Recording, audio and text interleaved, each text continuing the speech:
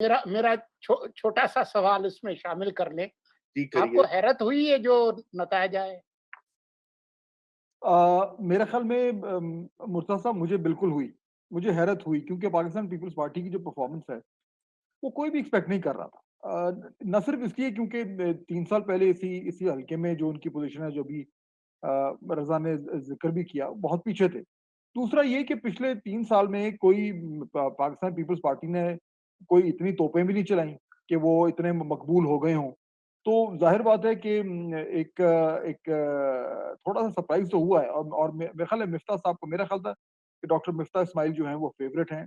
उन्होंने ज़बरदस्त कैंपेन की, इसमें कोई शक नहीं है। और उसके साथ-साथ मेरे ख़्याल में एक एक और इम्पोर्टेंट चीज़ जो हमें ज़हन में रखनी चाहिए, वो ये कि देखिए पाकिस्तान तहरीक-इंसाफ का उम्मीदवार या पाकिस्तान पीपल्स पार्टी के जो उम्मीदवार थे, उनके पीछे अपनी-अपनी हुकूमतें थीं और हुकूमती वसाइल थे और बाय इलेक्शन में जो कुछ हुकूमत कर सकती है, वो तमाम तर उनके पास ऑप्शंस मौजूद थे। लेकिन डॉक्टर मिफ्ता इस्माइल जो हैं, वो तन-तनहा उस हवाले से जा रहे थे कि पीएमएलएन तो कहीं भी नहीं है, तो उस हवाले से। तो वो जो ग्रेवी ट्रेन होती है, वो उनके पास नहीं थी। उसके बावजूद वो 600 साढ़े 600 वोट्स मेरा ख़्याल है का फ़र्क रह गया था, तो बड़ी बात है, ऑल क्रेडिट टू हिम। लेकिन मुझे उससे ना एक पहलू और है जो मैं चाह रहा था कि आप दोनों के सामने अगर आप इजाज़त दें वो और वो ये है कि देखिए बाय इलेक्शन तो चले हो गया और उसको उसमें जो कुछ पाकिस्तान पीपल्स पार्टी जीत गई। लेकिन जो मनाज़िर हमने कल देखे शाम को, यानी वही चीज़ें जो हम बार-बार हर इलेक्शंस में देखते हैं। और देखिए ये ऐसे वक़्त पे इलेक्शन हो रहा है कि अभी पिछले चंद माह पहले डस्का में जो कुछ हुआ और जितना शोर मचा और एक नेशनल इश्यू खड़ा हो गया। उसके बाद इलेक्टोरल रिफॉर्म्स का शोर मच रहा है। सब इलेक्शन कमीशन ऑफ पाकिस्तान के ऊपर जो है वो उसकी कारकर्दगी का इश्यू बना हुआ है। सुप्रीम कोर्ट उसमें इन्वॉल्व हो चुकी है। इस सब के बावजूद एक हल्के के इलेक्शन में जो जो रिजल्ट है वो डिले हो रहा है और कोई ये कहने को तैयार नहीं है कि वजह क्या है। तो यानी ये वो जो यानी उसके लिए मैं अंग्रेजी का एक लफ्ज़ टर्म यूज़ करूँगा, द स्टेंच ऑफ फ़ैमिलियरिटी। कि वो बार-बार हमें वही नज़र आता है कि जो मर्ज़ी हम कर लें, जब पाकिस्तान में इलेक्शन होगा, तो उसमें शोर भी होना है, उसमें फिंगर पॉइंटिंग भी होनी है, उसमें लोगों ने आके जो है वो आरओ प्रिजाइडिंग ऑफिसर्स के ऊपर के दफ्तरों के सामने जमा भी होना है, उसमें फॉर्म 45 का ज़िक्र भी होना है। हम आखिर इस चीज़ को ठीक क्यों नहीं कर पा रहे? तो मेरे ख़्याल में सबसे जो बड़ा फेलियर था, हमारे निज़ाम का जिससे मुझे ज़ाती तौर पर बड़ा दुःख हुआ है, वो ये था कि we can't even handle one election. अभी ये जनरल इलेक्शन होने जा रहा है, उसको हम क्या करें? बहुत सही कहा आपने कि कल भी यही मेरे ख्याल से सबसे बड़ा सवाल यही उठ रहा था कि डस्का की फिएस्को के बाद शायद इलेक्शन कमीशन और दीगर जो एजेंसीज हैं, उन्होंने कुछ सीखा होगा, कोई एसओपीज के ऊपर अमल किया होगा, लेकिन वो बिल्कुल हमें एब्सेंट दिखाई दिया। और देखिए इतने लो टर्न आउट के बावजूद जो बहुत बड़ा एतराज और जिसकी वजह से सवालिया अब निशान भी उठ रहे हैं, वो ये कि इतनी ताखीर क्यों लगी इन रिजल्ट्स को लेकर आने में अवाम में, जैसे आप कह भी रहे थे। तो बहरहाल ये सोलंकी साहब, मैं आपसे चाहूँगा कि आपको ये विक्ट्री जो है ये सब लगी सरप्राइज़? मैं आप इजाज़त दें एक नुकता मैं प्लीज़, सामने और रख दूँ आपके? प्लीज़, देखिए प्लीज़। उस जी, उस जी। जो मुझे जिस चीज़ की हैरत हो रही है वो ये कि कल कोई 2 ढाई 3 घंटे का एक वो पीरियड था, जब कन्फ्यूज़न था। पीपल्स पार्टी कुछ कह रही है, पीएमएलएन कुछ कह रही है, पीटीआई और पीएसपी कुछ कह रहे हैं और मुकम्मल खामोशी है इलेक्शन कमीशन ऑफ पाकिस्तान की तरफ। मुझे ये समझ नहीं आ रही कि देखिए मुझे ऐसे लग रहा था कि ये बिल्कुल एक रडरलेस सिस्टम हुआ हुआ है।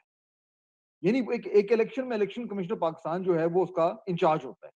जब आपको नज़र आ रहा है कि पूरे मुल्क में कन्फ्यूजन हो रहा है, तो क्या वजह है कि एक ज़िम्मेदार शख्स सामने आके माइक पे आके ये नहीं कह सकता कि 1 सेकंड ठहरें, देखिए ये मामला है, ये इश्यू है, ये प्रॉब्लम हो रहा है, ये रिज़ॉल्व हो जाएगा, कोई धांधली नहीं है, एंड ऑफ स्टोरी। यानी हमारे में इतनी भी कैपेसिटी नहीं है कि हम इतनी बुनियादी सी चीज़ें जो है वो कर पाएँ, ये असल मेरे ख़्याल है परेशानी की बात। बहुत सही कहा। सोलंकी साहब, जी, मैं आप अपने सवाल का जवाब दें। मुख्तसरन मैं ये कहूँगा कि हैरत तो मुझे भी हुई नताइज पे। लेकिन फिर जब मैंने वहाँ पर जो रिपोर्टर्स हैं लोकल, उनसे जब मैंने बात की कि भई ये क्या हुआ है? ज़रा हमें समझा दें। तो उन्होंने जो मालूमात दी, उसके मुताबिक तो ये है कि और जो लोग इलेक्शन को कवर करते रहे हैं, उनका जो तजुर्बा है कि जो लो टर्नआउट इलेक्शंस होते हैं, उसमें वो जमात जीतती है जो जिसके पास ये मशीनरी होती है कि किसी तरह से लोगों को मुतहरिक करके इलेक्शन में वोटिंग में वोट डलवा दे। तो ये जो 20-21% टर्नआउट जो हुआ है, उसमें फिर जो इज़ाफ़ी जो मालूमात मुझे मिली, जिसको लोग doctor Asif Zardari healing touch कहते हैं, कि ज़रदारी साहब ने जो ख़ासे मंझे हुए सियासतदान हैं, उन्होंने इस इलेक्शन से पहले जो इंतज़ामात किए थे, उसमें उन्होंने बड़े एक मुनज़्ज़म तरीके से जो लोकल जो कम्युनिटीज़ हैं, उनको एंगेज किया। इलेक्शन के दिन शायद कोई बड़ी धांधली नहीं हुई, लेकिन इलेक्शन से पहले उनके मुताबिक जिस तरीके से लोकल कम्युनिटीज़ को एंगेज किया गया, उनको तसल्ली दी गई, इत्मीनान दिलाया गया कि अगले जो 2 साल हैं, उसमें आपकी मुश्किलात हल की जाएँगी और लोगों के छोटे-मोटे जो मसले थे, वो हल किए गए। ख़ासे जो वसाइल हैं, उनको इस्तेमाल किया गया, लोगों को एंगेज किया गया, कम्युनिटीज़ को एंगेज किया गया, किसी को एम्बुलेंस चाहिए, किसी का और कोई छोटा-मोटा मसला, सूबाई हुकूमत जो कुछ कर सकती है, उसने किया। तो उसका जो नतीजा है, वो सामने आना था और आखिरी जो बात है, वो ये है कि आपको तारीफ़ करनी चाहिए, दाद देनी चाहिए उन लोगों को जिन्होंने पीपल्स पार्टी को वोट किया, कि उन्होंने अपने मफाद को समझा कि 1 डेढ़ साल का जो अरसा है, उसमें मरकज़ी हुकूमत उनके लिए कुछ नहीं कर सकती, पीएमएलएन उनके लिए कुछ नहीं कर सकती, पीएसपी कुछ नहीं कर सकती। अगर कोई कर सकता है, तो वो सिंध हुकूमत कर सकती है। तो इसके कतई नज़र के जनरल इलेक्शन में यही लोग किसको वोट देंगे, क्योंकि उस वक़्त मरकज़ में कौन हुकूमत बनाएगा, सूबे में कौन हुकूमत बनाएगा, उस वक़्त देखते हैं। लेकिन फौरी तौर पर 1 से डेढ़ साल के अरसे में अगर कोई हुकूमत उनको डिलीवर कर सकती है और जिसने थोड़ी-सी ट्रेलर भी दिखाया, वो सिर्फ़ सिंध हुकूमत है। तो उस हवाले से ये एक रैशनल लोगों का फैसला है, उसकी तारीफ़ बनती है। जी, बिल्कुल थैंक यू सोलंकी साहब। ये बात तो बिल्कुल जो है कि इनकम्बेंट हुकूमत जो होती है उसको एज होता है, वसाइल होते हैं, मशीनरी होती है, फंड्स होते हैं, लेकिन ये एज तो पीटीआई को भी हासिल था, ना सिर्फ पंजाब में, नौशहरा में। तो मैं फहद साहब से ये पूछूंगा जो जो कि उनके आर्टिकल से लिंक्ड है, क्योंकि ये काफी जिक्र करते हैं। फहद, मैं अब आपकी पूरी जो आपने पिछले जो कई महीनों से आप लिख रहे हैं, मैं उसकी जो है खुलासा ये दे रहा हूँ कि पीटीआई की परफॉर्मेंस और जिस तरह का केओटिक गवर्नेंस का निजाम जो है, खुसूसन पंजाब में आपने लिखा है कि पंजाब में बहुत बड़ा चैलेंज है। तो थोड़ा उसका ये बताइए कि आखिर क्या वजह है कि ये बातें तो ज़ाहिर बात है, अगर खान साहब को आपको पता है, मुझे पता है, तो खान साहब को भी पता है, खान साहब को पता है तो वो एस्टेब्लिशमेंट को भी पता है, तो क्या वजह इसको इसकी करेक्टिव मेजर्स क्यों नहीं हो रहे? कहाँ पे रुकावट या पैरालिसिस क्यों है एक एक तरह का? मेरे ख्याल में बड़ा इंपॉर्टेंट इशू है ये और ये बहुत लोग ये वाकई में पूछ रहे हैं कि यके बाद दीगरे अगर आपकी इंतखाबात में शिकस्त हो रही है और आप जो है वो बयानिया ये दे रहे हैं कि बाकी सारे लोग जो हैं वो चोर और डाकू हैं और हमारे अलावा जो है वो यहाँ पे कोई ऐसी जमात नहीं है जिसकी पॉपुलर लेजिटिमेसी हो। यानी अब ये मामला सिर्फ पॉपुलैरिटी का नहीं है, बल्कि पीटीआई ने इसको जिस तरीके से फ्रेम किया है, उसमें उन्होंने लेजिटिमेसी का एक जो आंसर है वो भी डाला हुआ है कि ये तो है ही करप्ट, ये तो है ही चोर, असूलन तो इनको सियासत में होना ही नहीं चाहिए, इनको तो जेल में होना चाहिए।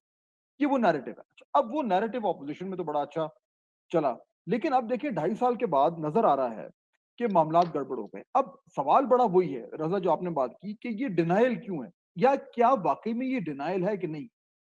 मुझे ही लगता है, मेरी जितने लोगों से बातचीत होती है वो ये कि एक कॉम्बिनेशन है। यानी इस वक्त हुकूमत में कुछ लोग वाकई में असल में डिनाइल में हैं और वो ये कह रहे हैं कि ठीक है, ये मजबूरी है, ये कड़वी गोली है। अगर कोई शख्स बीमार हो, उसको आप गोली देते हैं तो उसको बुरी लगती है, लेकिन जब वो ठीक हो जाता है तो वो आपको दुआएं देता है। तो ये जेन्युइनली वो ये समझते हैं कि हम कड़वी गोली गोली दे रहे हैं और 2022 2023 तक ये मुल्क की बीमारी खत्म हो जाएगी, लोग हमें दुआएं देंगे और हमें 5 साल के लिए और वोट देंगे। लेकिन उसके साथ साथ जो ज्यादा कुछ कुछ हद तक जो ज्यादा हकीकत पसंदाना लोग हैं, उन्हें ये एहसास हो रहा है कि प्रॉब्लम ज्यादा हो गया। लेकिन उस एहसास का सोलंकी साहब वो करें क्या? हो तो गया। न वो आके पब्लिकली ये बात कर सकते हैं, जाहिर बात है। न ही वो प्राइवेटली कर सकते हैं, क्योंकि अगर प्राइवेटली अगर वो कोई ऐसी बात करते हैं जो जो एक एग्जिस्टिंग कन्वेंशनल विजडम है उस जमात के अंदर, उसके अगेंस्ट जाता है, तो वो एक अपने करियर के हवाले से खतरा कर रहे हैं। तो इस टाइम प्रॉब्लम ये हुआ है कि जब आप अपना बुली पल्पिट इस्तेमाल करते हैं अपने नैरेटिव को अ, बड़ी शिद्दत से लोगों तक पहुंचाने में, तो वो शिद्दत न सिर्फ ऑपोजिशन तक जाती है और न सिर्फ वो लोगों तक जाती है, आम आवाम तक और वोटर तक जाती है, बल्कि वो आपके घर के अंदर भी चली जाती है। और उस घर के अंदर उस नैरेटिव की शिद्दत से लोग घबराते हैं उसके अगेंस्ट जाते हुए।